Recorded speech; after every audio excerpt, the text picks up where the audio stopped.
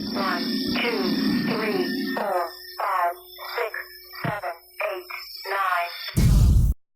Hey Downtimers, today we're going to look at the first of the Timber Terrain accessories, shop shingles. And you notice I use three main sticks for this. I use the craft sticks that are at 8 inches, and I use the regular popsicle sticks, and then I use wooden sticks as well. The wooden sticks and the popsicle sticks are basically cut in half, and the craft sticks I start at 1 inch on either end, and then I work from one end at every 7/8. So that's every 7/8 I make a mark. Now a big part of this project is the mini wooden sticks. They actually have corners. It's like basically a square, so you don't want rounded edges for the sticks. I use my scroll saw to cut these. It's the easiest method I know. It's so quick and easy to use a scroll saw to cut these. After you have them cut, you simply want to use your sander or some sandpaper and sand down the edges so that they're nice and smooth.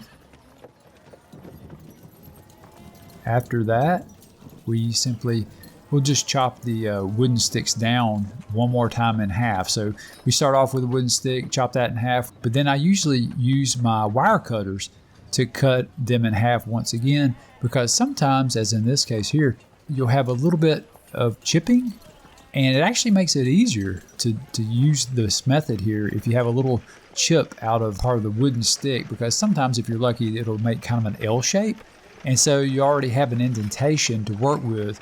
And here I have my Swiss Army knife, and I use that to further saw away at the indentation so that I have kind of a lip on the wooden stick, and I use that as the rail for the shop shingle. And of course I'm going to use my Elmer's Extreme Glue here to put the rail on the end piece, which will function as the holder for the shop shingle. After we have these set on the craft stick, we'll simply use the middle part of the craft stick to make sure the measurement is correct. You definitely want to make sure that the rails are placed apart so that the shop shingles and the signs will be able to go in and out, slide in and out of the frame so that they'll be interchangeable. So you don't have to worry about making a lot of the entire signs. You'll just have smaller signs that you can put in the framework here. And that way you'll have interchangeable supports here that you can use for all sorts of different shops. But I use a Q-tip for this, and I just kind of reinforce the glue with Elmer's glue. And that's at 100%, no 50-50 here. We want the strongest glue we can get. Normally, if you have wood glue, that would be better.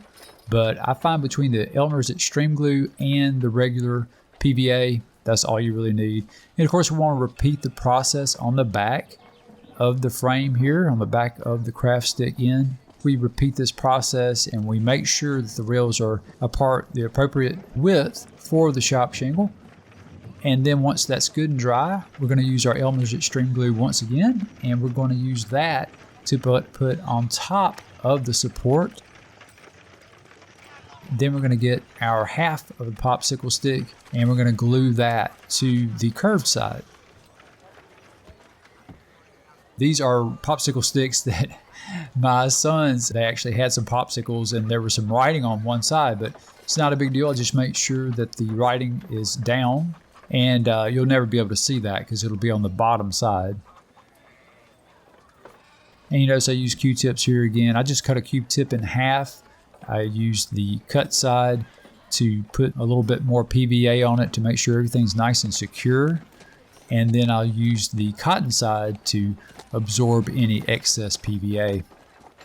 And now we're ready to burn the wood here. So you notice here I'm burning the rails in. I always like to burn around the edges of all the wood. I really like to use the wood burner to highlight or go over the edges of the wood frame. So I'll go over the corners and the ends of the rails.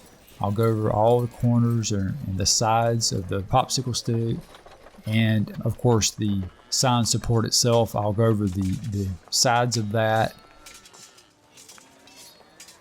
And once we're done burning the shop shingle supports here, then we'll be able to start working on the shop shingles themselves.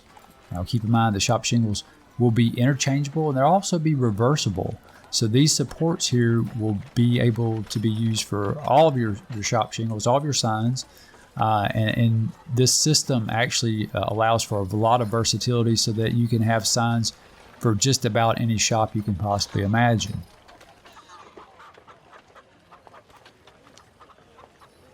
And here is where we'll go ahead and start sketching with a pencil on the 7/8 portions that we cut from the 8-inch craft sticks.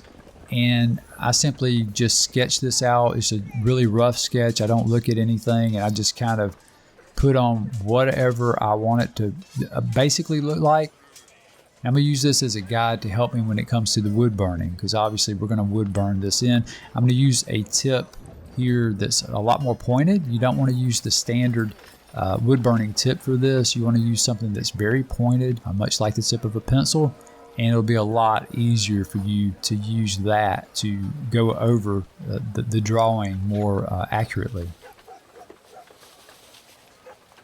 You notice on the other side of some of these drawings I'll put letters. So I find that letters sometimes allow for a lot more freedom in what kind of shops you want to use. So this might work for, I don't know, various things such as a mayor's office or mason, or just about anything you can imagine. Also, you can flip it over and use it for a W, I guess, in a pinch.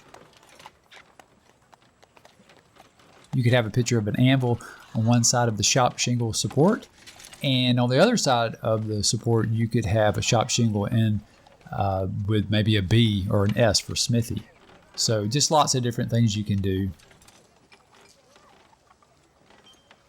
And you'll see here I'm just using regular cheap brown acrylic paint. Actually the cheapest brown acrylic paint that I have, because I don't want to put too much paint on this. I want it to be a real thin wash, but I also want this to stand out. So you notice I'm not using nutmeg, which is kind of crazy because on all my Timber Terrain I use nutmeg. On this I want more of a brown look because I want it to stand out a little bit more because these are signs. So I'm just going to paint it a real light brown. And here are some still shots for you to get a better idea of how these look on the table.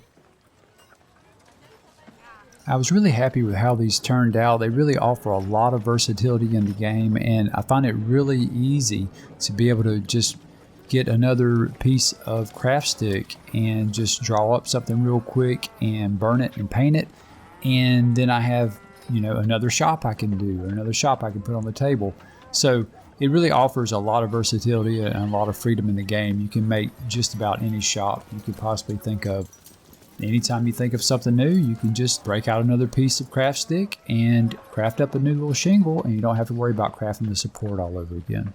Hope you guys enjoyed this. If you would, please give us a like. If you haven't already, please subscribe. And as always, guys, thanks for watching.